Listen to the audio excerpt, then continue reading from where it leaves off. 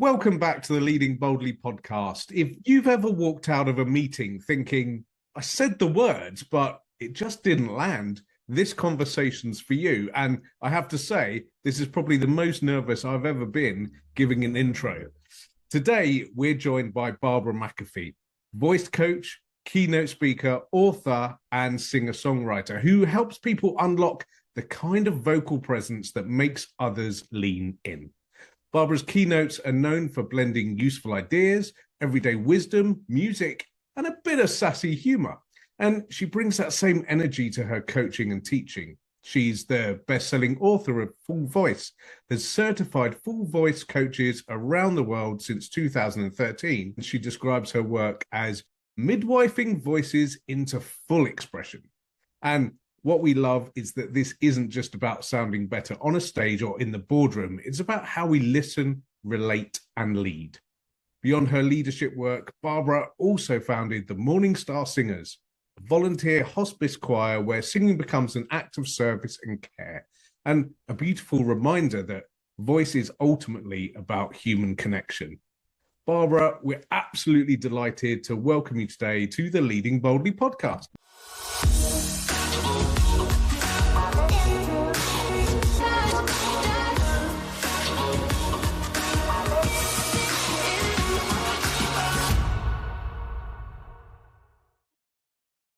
It's a joy to be here. Thank you so much for that beautiful introduction. Do you know what, Barbara? We get requests for people to come on our podcast all the time. And I end up scrolling. And I saw yours and I put your TEDx on. And I hadn't even finished. I was 2 minutes in and I emailed you straight back to say, yep, we want you on. And that doesn't happen all the time. You absolutely gripped me from the first minute. And that's such a rare thing. So I just want to let you and the viewers out there to know that was my very first impression of you was you are blooming awesome. And yes, we want you on. So everybody needs to go and watch that TEDx that's on your website because it's brilliant. Absolutely. And we'll put a link to that in the show notes. If you scroll down, it'll be down there because we work facing each other with big monitors between us. So we can't really see each other or what each other's working on in the office. But I could hear it. And I said to Jenny, she's kind of paused it 2 minutes or so in. And I said, who the hell's that? That sounds awesome. and here you are. Yes, so now we get to grill you about all your expertise. Yes. It's brilliant. We always like to start with childhood and what childhood was like for you. Did you always have your voice? Did you find your voice? How was school for you? Tell us all about the young Barbara. She was a hot mess. She was a sweet hot mess. I had a wonderful childhood and it had problems like everybody. And no, I did have my voice, I think, as a young girl. I remember, I have a story that I was shy, but then I was thinking, I remember going to the leader of my primary school and saying, I want to direct a play with my friends and no teachers are allowed. And bless the man, he said yes. And so when I was like 11, 12 years old, my friends and I found this silly one-act play and we put it on for the entire school on the last day. And I thought, now that is not a shy girl. That's a bold girl. But then came teenage years and that was hard. I got bullied. I used to fake sick so I didn't have to go to school. And a lot of the early trauma started to come home. I am the keeper of secrets in my family, I retired from that. I fired myself. I kept the secrets, and a lot of us who do that have the consequences. We pay the consequences in our voice. I've had 2 major surgeries in my life with tonsillectomy and a thyroid surgery. So I had to, come out of my wound and find my gift. And I have to say, I don't feel unique in that way. A lot of us do. So, yeah, I think that it's not an uncommon story. And I think a lot of us, but I'm going to say particularly girls, I'm not sure that's true actually, lose our voice in those years. I've seen it happen to my own daughters and it's where you find the trigger to bring that voice back, which is, it seems, is the work you've done. So your thyroid, was it overacting? Here's the thing. I started singing in public. I had good choirs. I grew up singing. I have singing people in my family. But I never wanted to sing alone ever. I would rather stick a sharp stick in my face than to do that. I was so terrified. So by some strange coincidence, non-coincidence, I started singing jazz in public with a dear friend of mine who had a jazz trio. Terrified, shaking, sweating, dread, shame, all of it. And I realized years later that I started doing my own therapy work, my own personal work, and singing in public the same week. Isn't that interesting? Yeah. And so I sang for a while, and then I stopped for a boyfriend. I can't even imagine who that person was who made that decision, but she was doing her best. And I stopped singing, and my story is that all the energy that finally got freed up when they took those infected tonsils out, and I started moving that energy through my gift, one of my gifts in this world, and then I stopped. It had to go somewhere. And so what happened is that I got a nodule on my thyroid. Thank goodness it wasn't cancerous, but it was going to make me hyperthyroid, which you don't want me more hyper. So I had my throat cut. It felt like an initiation. One of the possible consequences of that surgery, the surgeon told me, was that they could nick my laryngeal nerve and I would be hoarse the rest of my life. And when I came out with my voice, I made some vows that I was never going to stop, and I haven't. Amazing. That is amazing. I had overactive thyroid. I was lucky to not have to have surgery, and I've been in remission for about 12 years now. But I know the very real consequences of your thyroid kicking off and of having that surgery. So that must have been quite something for you to go into, knowing that that could be the outcome. Yes, it was. And I'm on no medication. I woke the other half up with a lot of alternative things and also just lots of personal work. And every time I get it tested now, this was decades ago, it's working well. That's another great message for people out there, because I also ended up healing mine, I believe, through personal work, dealing with the stress of life, or like not taking on the stress of life, changing diet, changing lifestyle. And I do think it can work. Like, I've been in remission for 12 years now. So it's a good message to put out there for all those thyroid people. When I first had the call to say my thyroid was all wrong, I literally went, "What's a thyroid?" What is one of those? And it controls everything in your body, your temperature, your sleeping, your weight. It is like the engine. It's the butterfly gland in your neck, for those who don't know, that is the engine that makes all of your body work really together. So when that goes out of whack, it's not fun. And more women than men have thyroid issues. Yeah. I think this area of our body is so vulnerable as well, isn't it? It's such a I had through a stay in intensive care, I had a tracheotomy in my neck many years ago.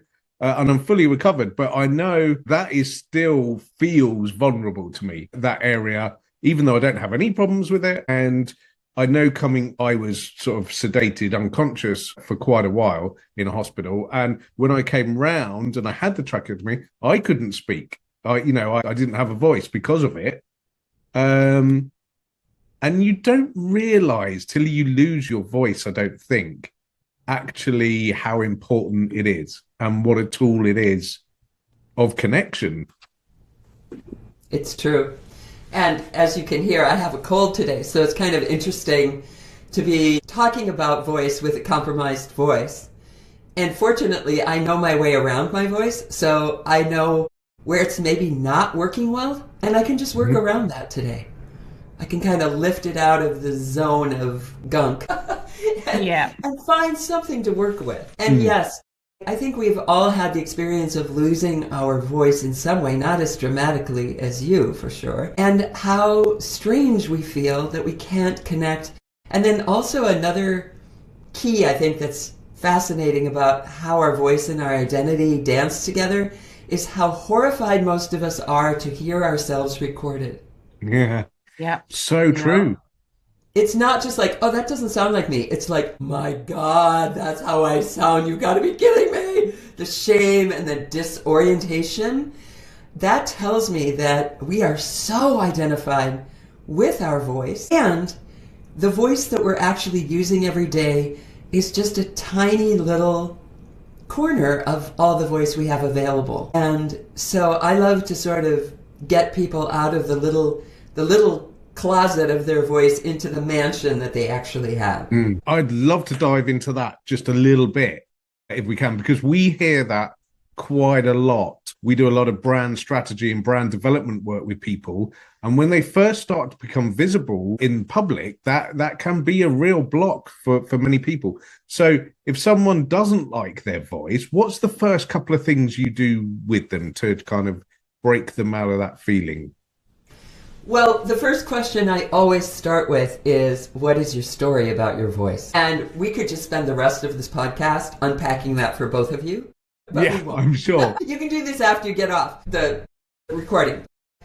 What is your story about your voice is the first place I start, because it is so revealing of people's... I mean, we already had the story of medical issues, the three of us. But then there's also family stories. There's culture. There's class. There's gender. There's something someone said to you when you were 7 that was like a curse or a blessing. There's moments of a trauma where your voice completely failed you in a high stakes conversation. So we start with that because it opens up the bigger consciousness of all the places your voice touches in your life. So that I love, because voice is hidden in plain sight. We use it all the time. We depend on it as leaders, for sure. What do we have as leaders except for our conversations, our inspiration, conflict resolution, brand strategy, all of that? It all is connected to our voice. So I like to start by opening a bigger awareness as a beginning, and then I have a methodology that I take people through to help get them off leash and into the dog park. I want to talk about some of your voice things, but first, with what you just said, it's really interesting because I think there's a lot of stories we hear about our voice that are as far back as when we were babies and using our voices in a crying sense. And one of the stories that was told over and over and over and over and over again in my family was how much I cried. Jenny, you cried all the time. You never stopped crying. You were so loud. You screamed and screamed and screamed. And you cried and cried and cried. And it took me decades to realize how that had those stories that we heard all the time. In fact, the first time Matt ever met my family, he heard the story of how much I cried. And I heard it again every time I met someone new in the family. And it took years to realize how much that had impacted me. Yes. About my voice as a grown-up human that could speak. Yes. Yeah, mythology, family mythology. It's powerful. Yeah. You weren't even quite conscious yet. No. Well, I was just telling them all they were doing stuff wrong. That's right. That's right. Yeah, I love that, Barbara. We had a financial freedom expert on right early in our podcast journey, and he talked about a very similar thing with our relationship with money. You know, that so much of our relationship with money is formed, early on and through stories. So I love that. So how did making a vow then to use your gifts turn into the mission you're on now? That's a long and winding road. People always want to know, like, how did this happen? And it's kind of like if you took a plate of spaghetti and threw it on the ground. It'd be like all these like winding turns and twists, but I will summarize. I did continue singing, and I got angry about how frightened I was. It's like my grandfather, I mean, it's not unusual to be scared of singing in public. No. That is pretty common. My grandfather was on the radio in Iowa when I was growing up. My mother was a solo singer. My big brother was a solo singer in a band, and they made a record back when that was actually a thing. And so I had that wonderful question, what's wrong with me? Yes. So I started going to a voice teacher, and mostly I cried. I would start to sing and I would just cry. There was so much sitting on top of my voice. And I didn't even know why. It just, off it went. And so I was working on developing my own voice as a singer, and I ended up, quite by accident, being an organizational development consultant with a bunch of crazy lunatics who were very creative about how they did team building, strategic planning, conflict resolution, all of that kind of stuff. Leadership development, all of it. And so in my separate worlds, I was finding my own extended range vocalizing, really opening up all the sound with teachers from the south of France at the Roy Hart Center. I came to Minneapolis where I was living at the time. And so I found all of this range. No one had ever asked me for all the sound I had. It was usually like, oh, can you tone it down, or can you blend, or can you be nice, or could you blah, blah, blah. These people were saying, what else? More. Come on, bring it. Not just your speaking or singing, but all your sound, all of it. That was thrilling. So that's happening in my artistic life. And in my professional life, I am, watching these leaders becoming hopefully better at what they do. And one of my colleagues said, I have this woman I'm working with who is brilliant in every way. She's a rising star in her company. But she has a voice that's a little problematic. She talks like this. All of her gifts did not matter. Yeah. She wanted to run out of the room. And that broke my heart. He said, can you please work with her? So I did. And that's when my worlds collided. And I thought, oh, the voice stuff that I'm learning, I started listening underneath the words to what the tone was saying. And I was hearing people talk about being really passionate about their work. Mm-hmm. And people who were saying, no, I really don't like that. I'm exaggerating this, but we do this all the time. Mm-hmm. Where our tone and our words are at odds. I'm sorry. Doesn't really work very well. And so that's how it started to kind of all blend together. And I created a framework called the 5 Elements Framework that divides the voice into 5 distinct sounds.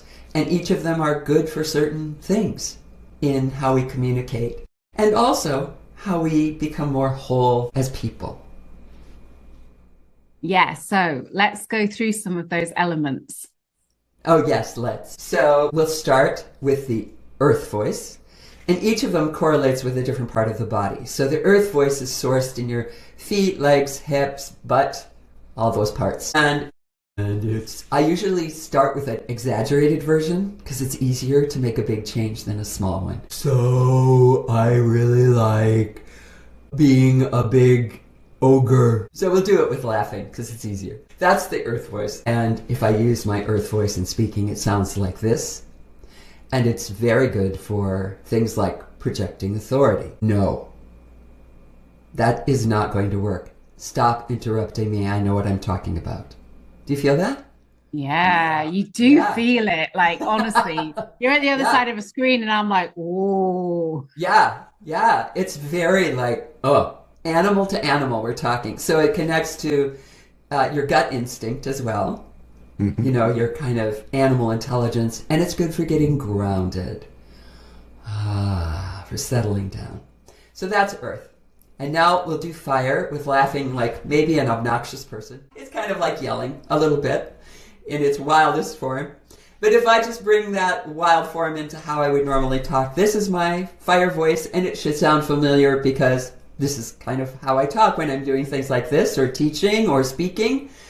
And it's good for expressing passion, taking up space, being seen and heard. And it's also really good for activating the body.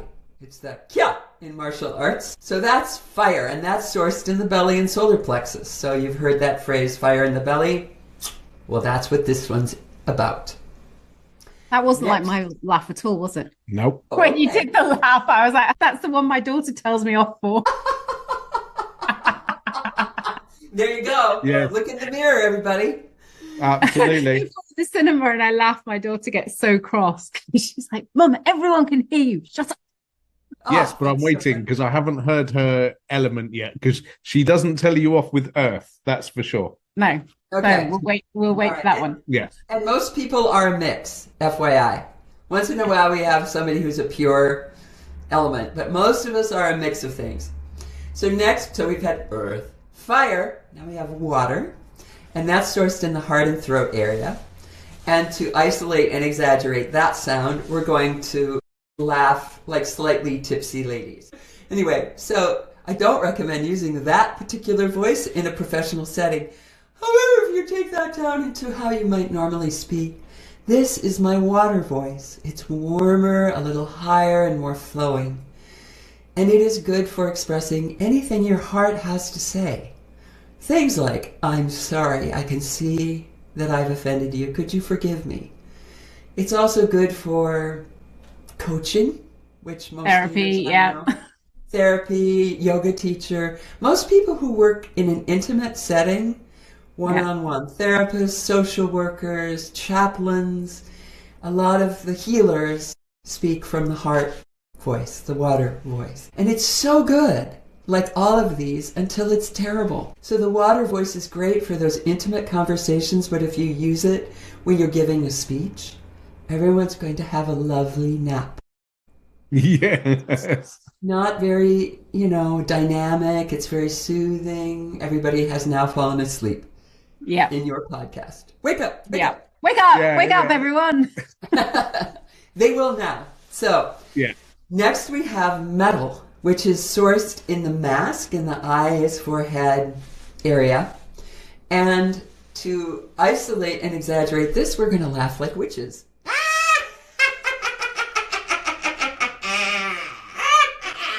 Oh, it's so fun. It's so good to be bad. So many of these characters are like things you're never supposed to be, which I think is part of the power of this work, is that it gives you an opportunity to misbehave appropriately. So that is the pure version of the metal. And if I take that down into how I might normally talk, this is my metal voice when I'm speaking. And it is mostly good for getting louder without amplification. So if you are in front of a group and the microphone dies, which has happened to one of my clients, he was a rabbi in a large congregation, and the power went out in the middle of his most important talk of the season and the high holidays. And he came up, and he originally came to me because he had a water voice. So he would come in and he'd say, "Hello, Barbara, how are you?" And I'd be like, "Well, let me just tell you for the next hour how," I felt so loved and seen. But his elderly members of his congregation couldn't hear him. And so we got him going with some more fire and some more metal. We kept his water for when it was useful. And that metal, everybody heard him. He said, I've been doing this a long time, and I could tell they could even hear me in the balcony.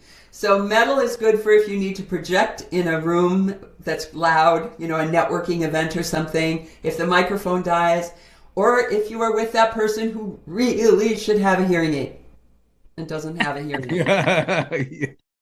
Right? Yeah. And it's also good if you get hoarse. Some people who do days-long trainings, use their voice a lot, they can end up really hoarse and uncomfortable. And this, I call it the cheapest sound in the mall. It takes a tiny bit of air and it makes a lot of sound. So that's metal. And that's that first client that my colleague referred to me. She was pure metal. Yeah. Yeah. Right? Yeah. Yeah, okay. like extreme metal. Extreme metal. And it's terrible until it's good, just like all of it. Yeah. Right? All right, so one to go, which is air, which is sourced in the crown, in the top of your head and beyond. And to isolate and exaggerate this with a little laugh, we're going to laugh like babies.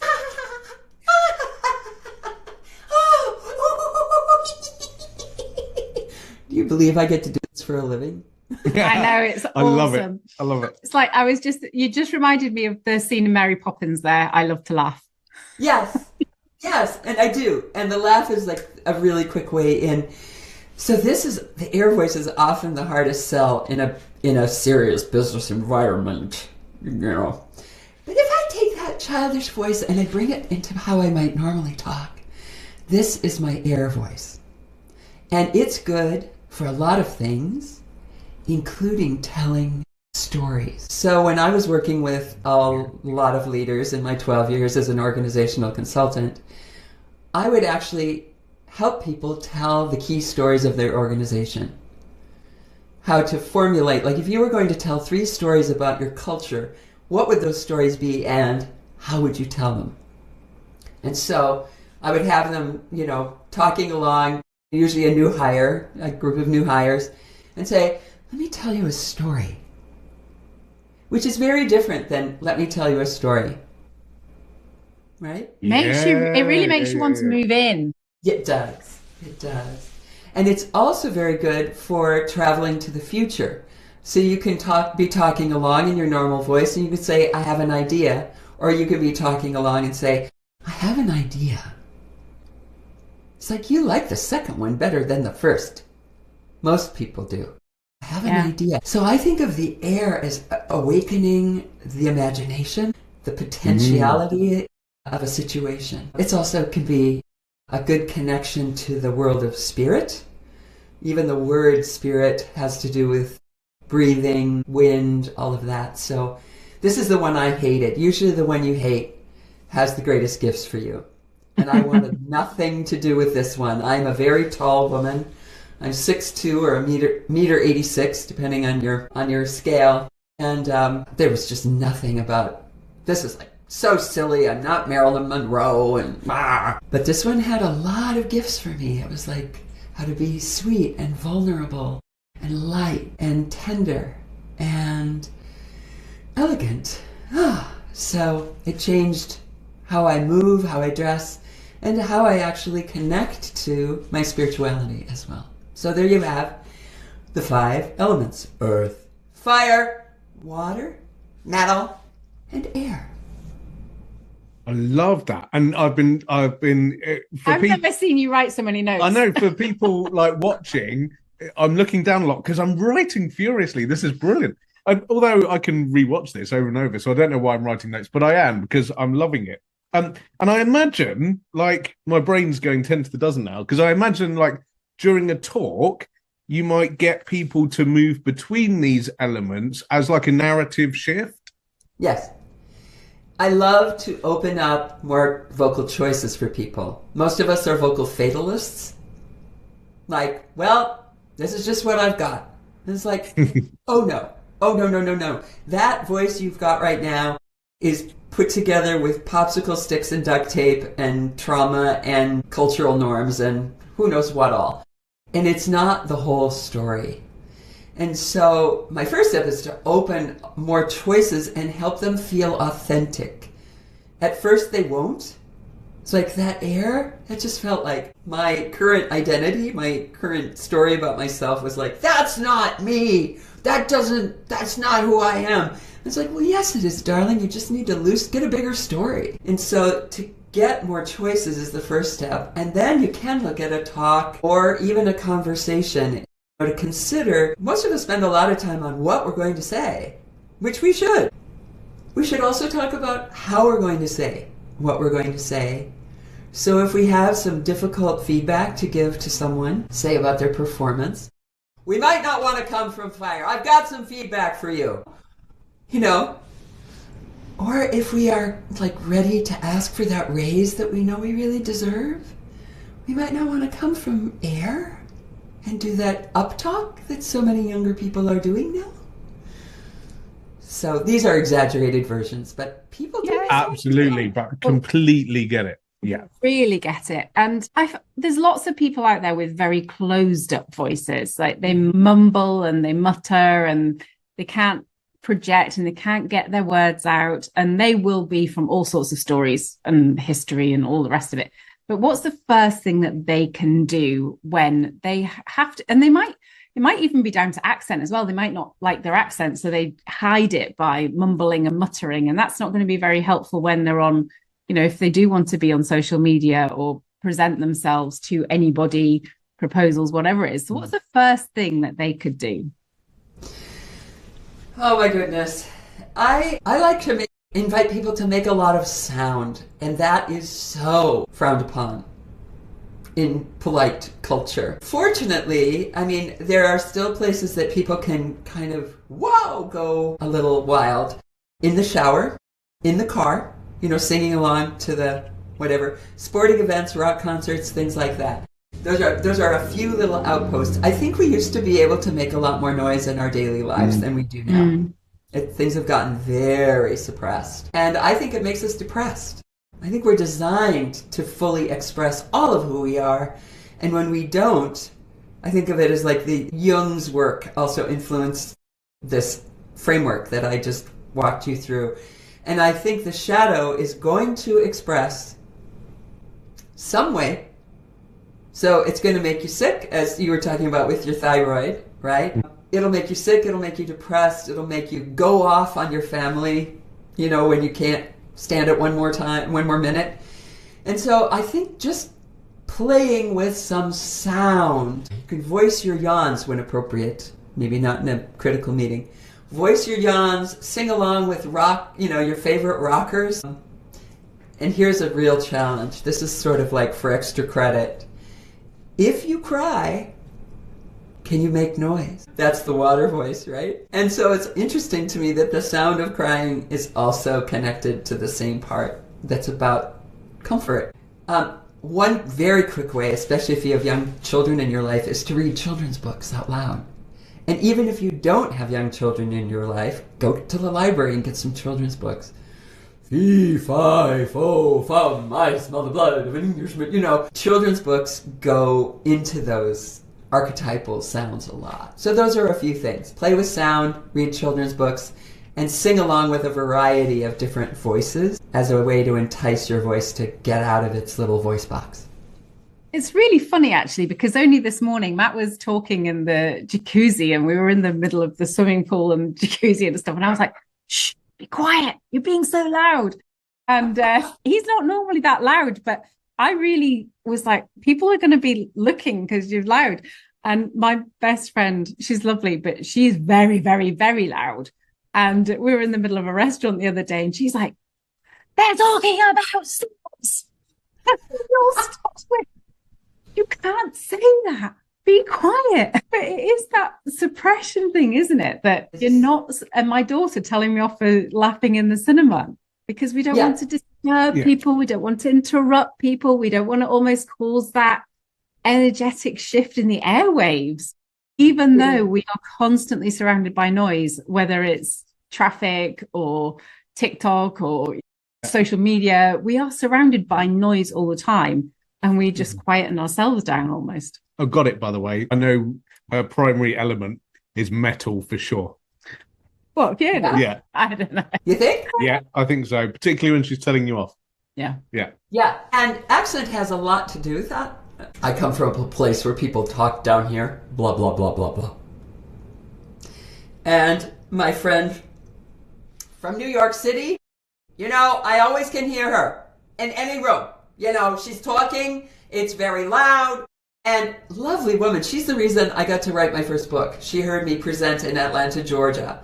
I didn't even meet her, and I came home to a message from this publisher saying, one of our authors saw you, and she thinks you should write for us, and there's my first book. And so she's my angel. And Jennifer, I love her to pieces, but oh my God, you would never guess she had a heart of gold, because she just talks in fire and metal all the time. Well, New York City is very loud. Mm-hmm.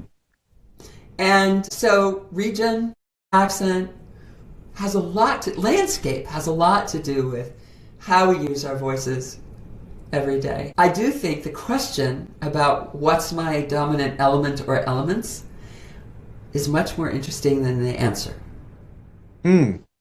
Right? Yeah, true, actually. Because we change it all the time. If you have a pet or a little baby in your life, you're probably not going to be talking to them like this. Who's a good boy? Wants to go for a walk? We have these different voices for different circumstances, and we're changing it all the time, mostly unconsciously. So I think it's really interesting to sort of walk through your life going, not just about how you're speaking to people, although that's fun to look at. I'm loud in the hot tub because it's there are jets going, and I feel like I have to get my voice above the bubbles, right? And how we listen to other people changes as well. So we're not just listening to the lyrics of what they're saying, we're listening to the music. And the tone tells the truth. Yeah. Oh, yeah. I love that. I sometimes I do want to talk about your book, but one question: can everybody sing? Here's the thing: everybody can sing. But not everybody can sing perfectly. So a big part of the rest of my life, I've been interested in getting individual voices free, which is all this work with the voice. And I've always known that people need to sing together, whether they can read music, whether they can even carry a tune. There are only about 3%, there's only 3% of the population who are actually tone deaf, who cannot match pitch at all. And there's a huge group of people who say, oh, you don't want me to sing. And I was like, oh, come on now. Really? Somebody lied to you. There's just very little help for anybody who feels like they need some support to find their way into matching a note. Usually it's like, well, you've got it or you haven't got it. And that is not true. So I get groups of people singing together all the time. I'll be doing a group on Saturday because we've got some marches here in the States. And so I'm going to be teaching them some songs that we can sing in the little town over there that we're going to be marching in a month. And honestly, to get a group of strangers together who have never sung before, they can find their way to exquisite beauty in no time. And that's my second TED Talk about the power of oral tradition community singing. And I don't think it's in the notes anywhere, but in that room, there were 1,000 people. And I started a song at the end of my talk, and I had given over the control of when it was going to end to the group. And so this was a test of this kind of way of leading. If you're not waving your hands around, and people can find their way together, what does leadership even look like? 1,000 people stopped on a dime when the song was over. Yeah. Wow. I sang along. I'm glad. Yeah, I haven't gotten over it. I haven't gotten over that. Because I had done it with 50 people, 300 people max, But I was like, and I had no plan B if it didn't work. Yeah. Part of what makes it work is my conviction. Yes. That it will. Yeah. Right? Yeah. And so it's got me thinking really differently about leadership. If leading is not waving your arms around and being in control in that way, there was a role I was playing as a leader about my conviction, about setting the conditions under which collective genius could show up. And it did. Whew. Luckily. It was beautiful. It was and beautiful. What is that your biggest audience, and what got you to there? It was close to the biggest audience. I think I had 1,200 at an International Coaches Federation conference. I got there through a friend who was involved. She was a colleague, still is, involved in setting up. It was in Bend, Oregon, and I knew she was involved in setting up that TEDx. And I'd already done my other one about the 5 elements. And I wanted to do one about this thing that kept happening to me with groups of people. I've been leading community singing for decades. And this thing kept happening where I would do experiments on people. 2 or 3 songs in, 50 people in a big circle, a quarter, a third of them had never been there before. And I would start the song, and then I would just sit down and shut down all of my leadership, and the group would stop. And it happened over and over. And so I got in touch with her and said, I have an idea. And so I proposed, and they said yes. And it was amazing. And I have to say, all that community singing I did over the years, I've written a lot of songs for people to sing in this way, and cultivated this singing community in Minnesota. And now, with all of the uprising and all the difficulties that have been happening there, there's a group called Singing Resistance that are people I have mentored. And they have, I think as of recently, there were 7,000 people signed up to sing. Wow.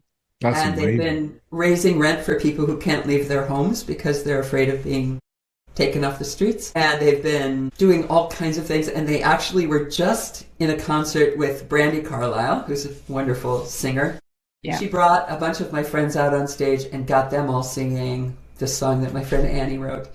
So here I am watching this flowering that I literally could not imagine when I was gathering people to sing together, because I think we should. And I used to have my business clients, on a team building, I would teach them around and I would give people the choice. Like, you do not have to do anything here. You are grown-ups. If you don't want to sing, you provide acoustics and just notice what's happening, because you'll see things we won't. We're singing. And I'd say, this is exactly what it takes to be an individual, as part of a team, as part of a larger whole. Because you have to do your part in your singing. And then you also have to take care of your little team, on the part you're singing. But if you get tribal and kind of get singing loud with your people and forget what's going on around you, which happens all the time in organizations, you're going to fall apart. Yeah. So it's this beautiful dynamic tension between individual, team, and whole. And it's you have to pay attention to all those things. And then I stop them once they get it going and I say, okay, now make it beautiful. And do you know, every single time it changes. It becomes more beautiful. And I don't have my flip chart, and we don't have a conversation about the conditions and, for how we're going to make. People just instinctively know how to make something more beautiful. They listen.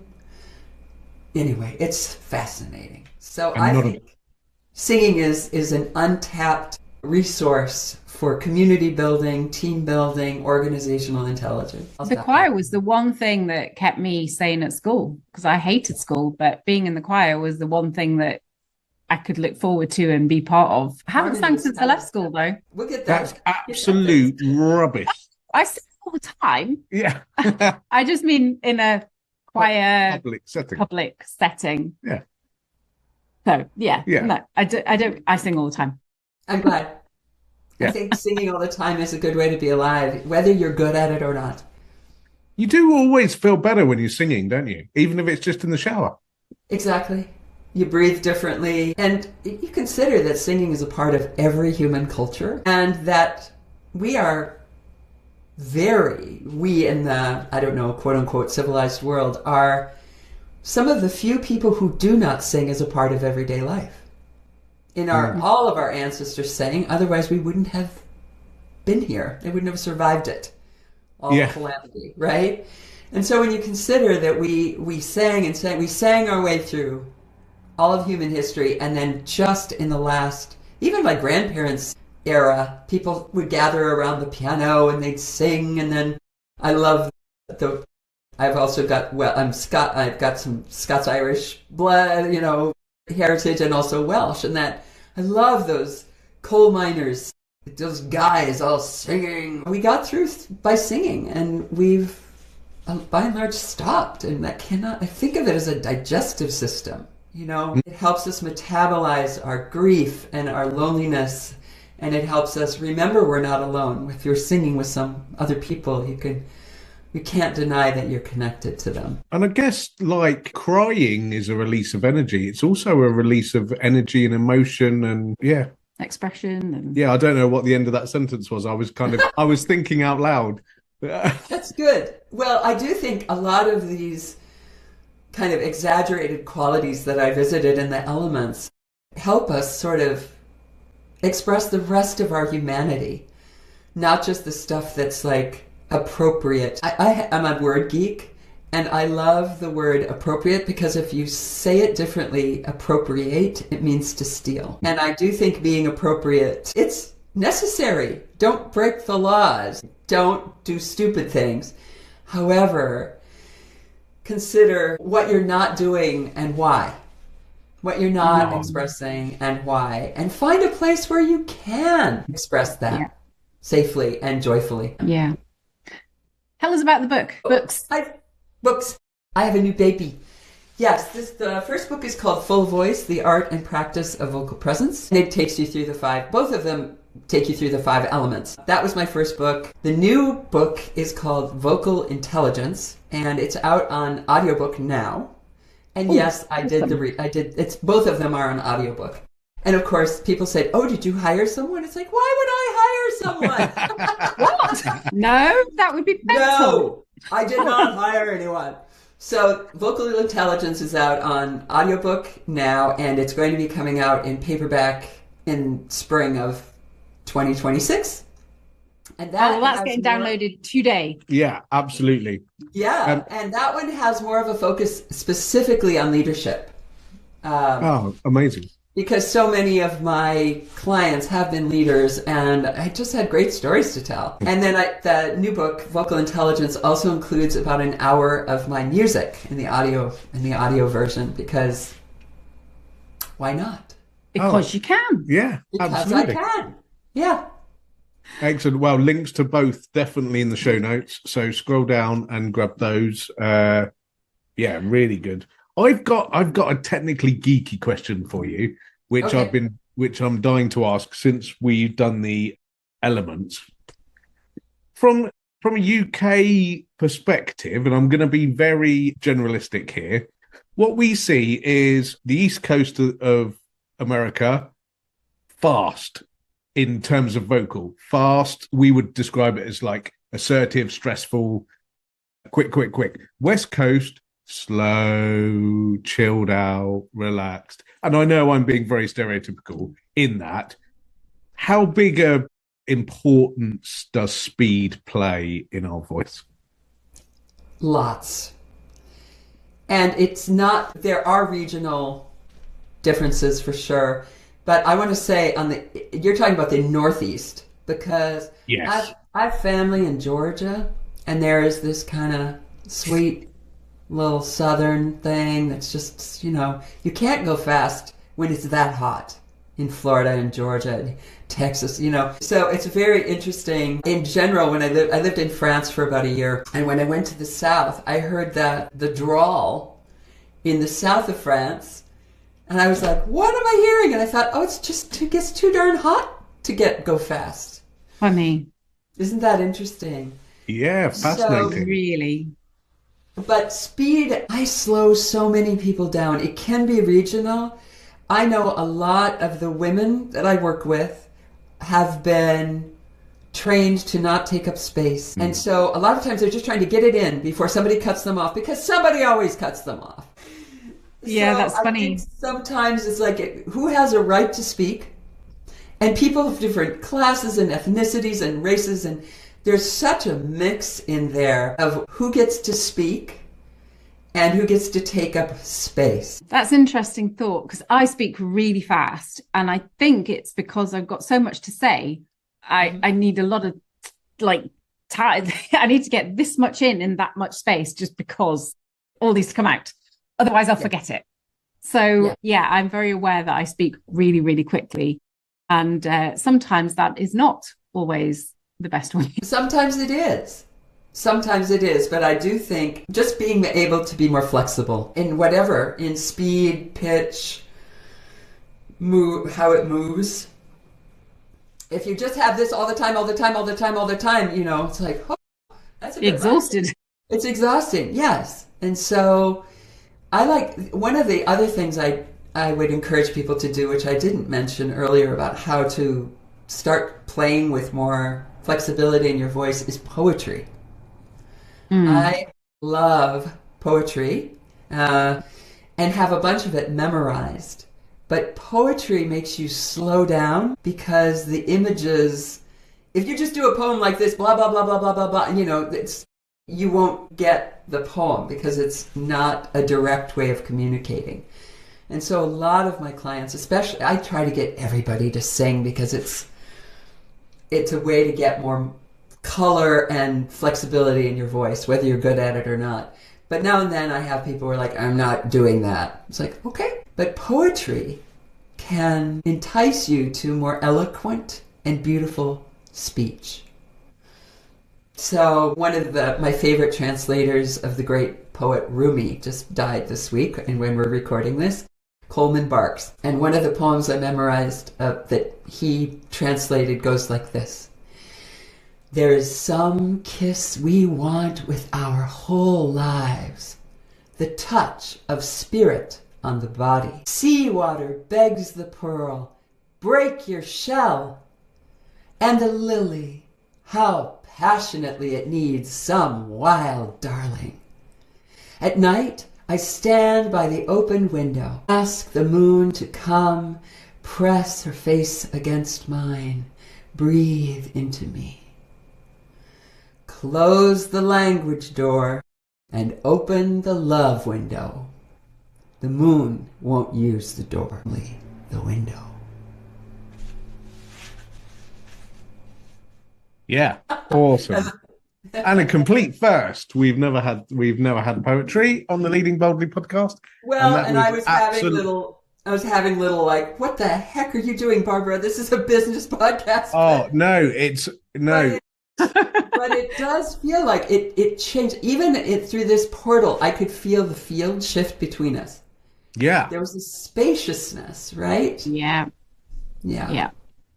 And it's often not a business podcast because, let's face it, all business is personal. Same. I'm the same. I work with everyone, and it's just about being human. Yeah. It is about being human. So I was looking at your website, just checking out a few things before we came on, and I was like, right, Matt, I'm away for March. I'm going to Mexico. I think are you doing a retreat in Mexico in March? I think I am. I'm supposed to leave on Tuesday. Oh, wow. There is a group of 15 of us. I think this is why I have the cold, because I was not sleeping well. So it's like, being a leader, you're responsible for other people. And they're all grown-ups. They can decide what they want to do. But so far, it's quieted down. And I think I'll be going on Tuesday, but it's a lovely week. We spend the week, it happens to all be women this year, and we spend the week singing and playing with the vocal elements and singing the sun down into the sea every day. It's just the best time, but it's just we fly into Puerto Vallarta, which is where a lot of the unrest was.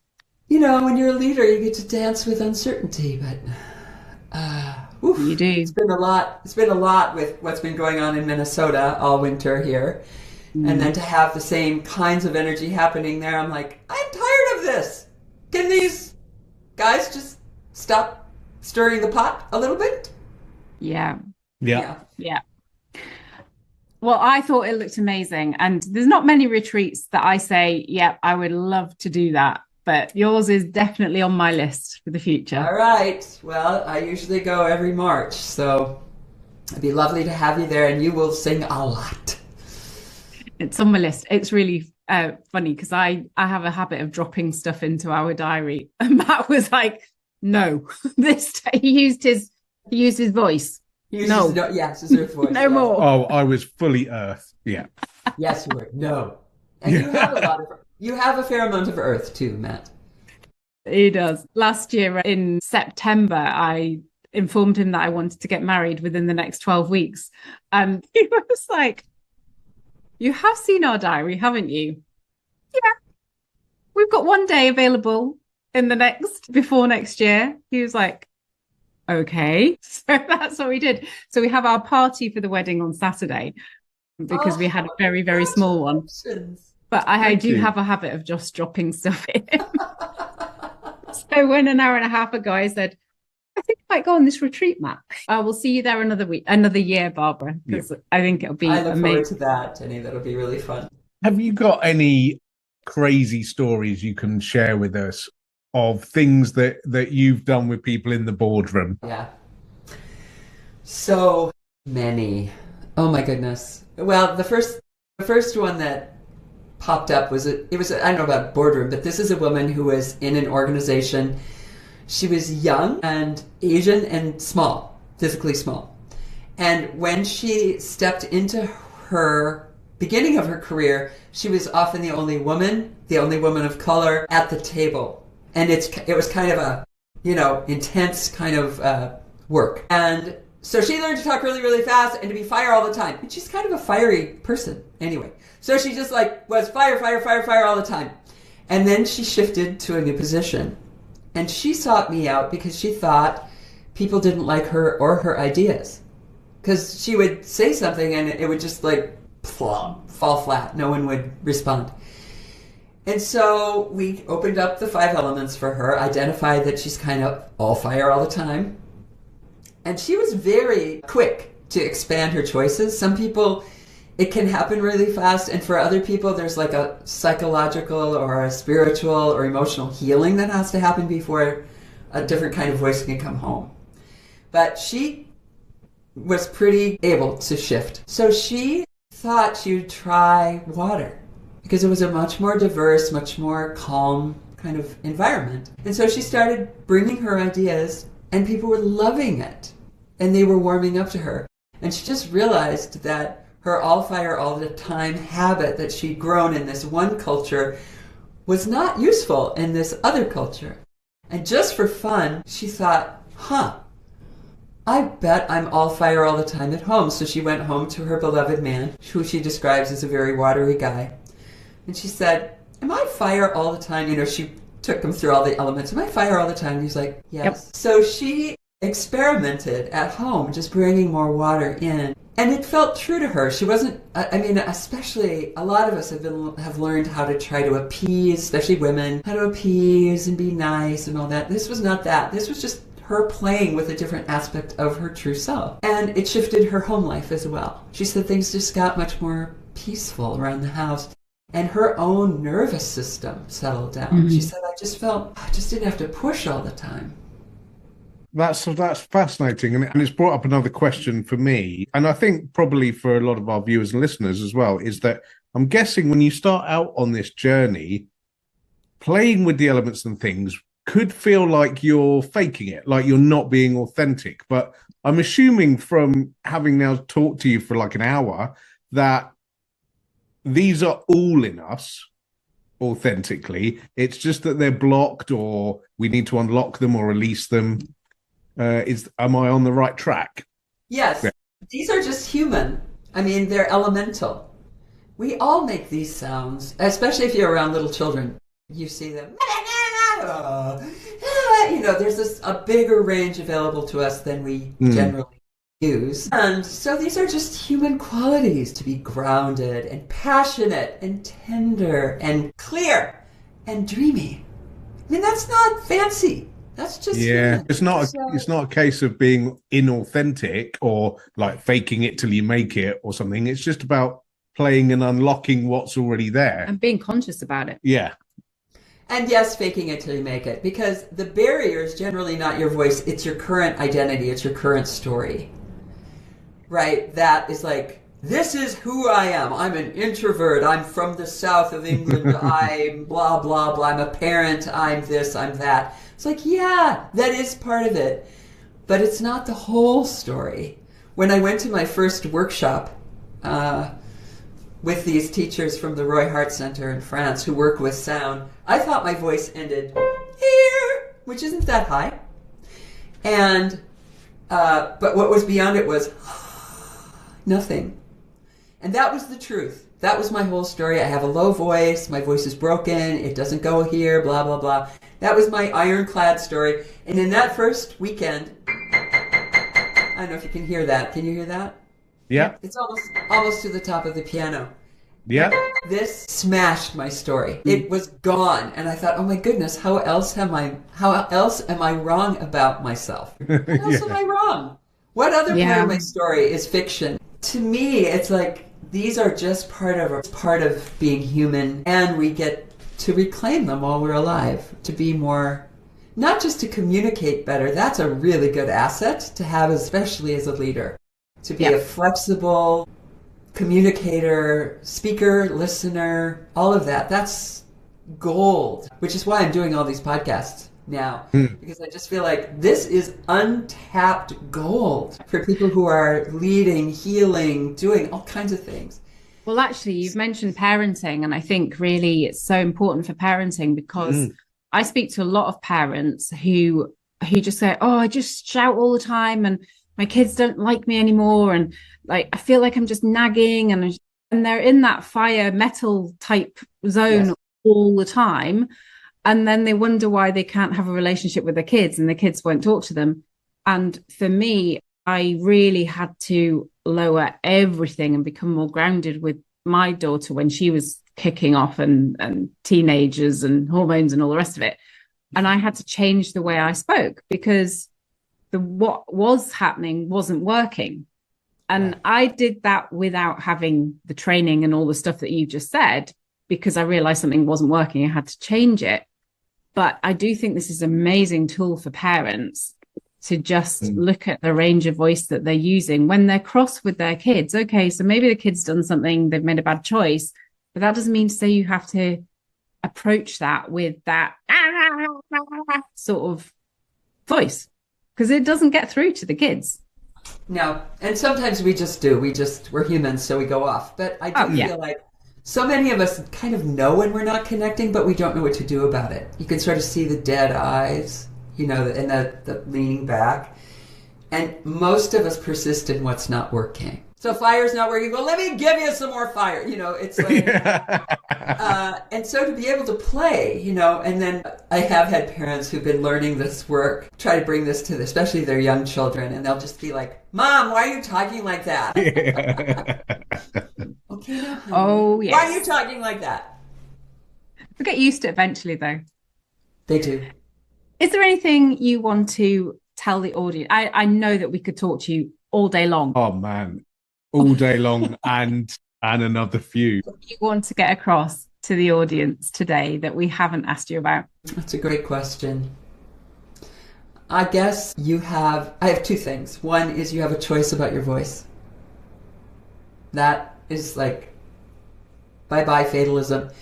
And the second thing is a quote that's attributed to my teacher's teacher's teacher, Alfred Wolfson, who was a World War I vet, survivor of the Western Front, stretcher bearer, came home shattered from the war. And he used his own voice, the extreme sounds that he had heard that were tormenting him, to heal himself. And he's one of the ancestors of this work. And one of the things he said is, the voice is the muscle of the soul. The voice is the muscle of the soul. So I guess I would leave you with those things. Oh, it's a great leaving, but I can't leave because we haven't asked about midwifing the voice. Because I loved it when you said about midwifing the voice. So let's just put a bit of midwifing the voice in there. Okay. Well, I haven't had children, but I get invited to births and deaths. I'm just a threshold kind of person. And I call it midwifing because your voice is yours. I just help it get into the world. So, and the process of getting a voice out sometimes looks like a labor, of like there's constriction, there's contraction, like I can't, and okay, I guess I can, and oh, wait, it's too big, I can't let all this sound out. Okay, yes, I guess I can. And so I think a lot of the same skill set that I bring to my little hospice choir when we're singing for people who are near the end of life to just sort of help them transition out of this life, and the skills that are required to bring people into this world, I think it has the voice is a very similar thing. Just to get people through the process of getting what's inside of them out. Amazing.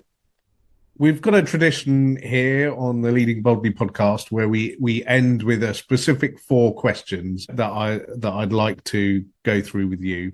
And interestingly, so the answers to these can be some of your own things if you wish.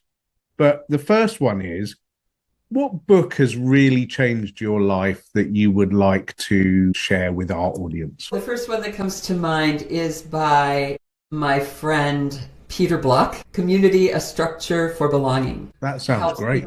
Have conversations that change the future make the future distinct from the past. And so Peter's been a mentor and friend. He would be a keynoter and I would sing, which was dreamy, and I get to do an event with him in May. So that one was the first one that came to mind, and he's a rock star in the leadership space, and I do think more and more leaders are being called to create community in their organizations. So that was the first one that popped into my mind. That's lovely. I love that, Barbara. I know you're going to have to cheat on this next one. Yes. People always cheat on this one. Favorite piece of music or music that inspires you? Well, I'm a little madly in love. I have to say, having just watched Brandi Carlile, love my city and raise $600,000 to support people in legal aid. She's my favorite right now. And her writing on her last album is astonishing. And her voice does things I don't understand. So I'm loving Brandi Carlile. Gosh, if you don't understand it, she really is doing something. Beautiful. Yeah, metal, absolutely. lots of metal. But she does these little flip things that are glorious. The next one is a tool or framework that has changed your world. And I think I might know the answer to this one. It has to be my own. Yeah, it is. I've trained all these people around the world now, and this work holds up. I have a friend who brings it to international schools where people are from all over the world, and I interviewed him for the new book, and I said, does this hold up across cultures? And he's in the Middle East a lot, but there are people from everywhere, and he's like, yeah, it holds up. You can trust the work. Well, I have to say, and I don't think I've said this before, but even at the very highest level that we've managed to touch on this framework, I feel like it's changed my life, Barbara, already. I think it's magical. And I'm going to geek out a little bit on that over the next few weeks. Yeah, we're going to be listening to your voice a lot. I can tell. In the jacuzzi, I'm assuming. Absolutely. And your favorite phrase or saying that either motivates you or gets you going?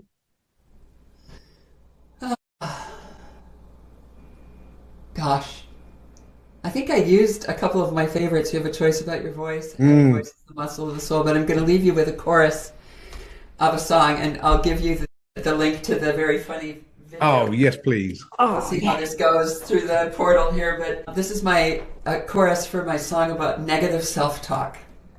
Because all the things that run around in our heads are not necessarily delicious. There we go.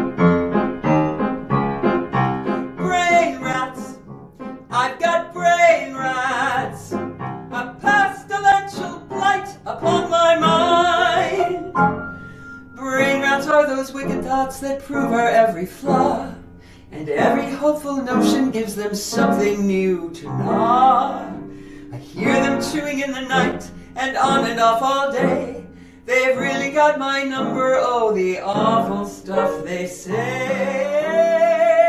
Brain rats, I've got brain rats, a pestilential blight upon my mind. That is also leading boldly first. And absolutely wonderful. And I cannot think of a better way to round off the episode. Barbara, thank you so much for sharing your valuable time and wisdom with us today. It's been absolutely wonderful. I feel quite tearful, and I'm not a tearful person at all. This has been one of my it's like picking your favorite children when you do podcast episodes. Yeah. This is right up there. I love it. Thank you so much. One final thing. How can people work with you? They can just find me online. I work online with people to help them find their voices individually, and then I have a class coming. I usually have a small group class called Full Voice Fundamentals that runs now and then, sometimes with Europe-friendly times and sometimes not so much. So you just go to my website. You can see what's going on. Well, you've got 2 mega fans here. Yeah, absolutely. And I'm super fans of you as well. Thank you for this conversation. It was just delicious. Thank you.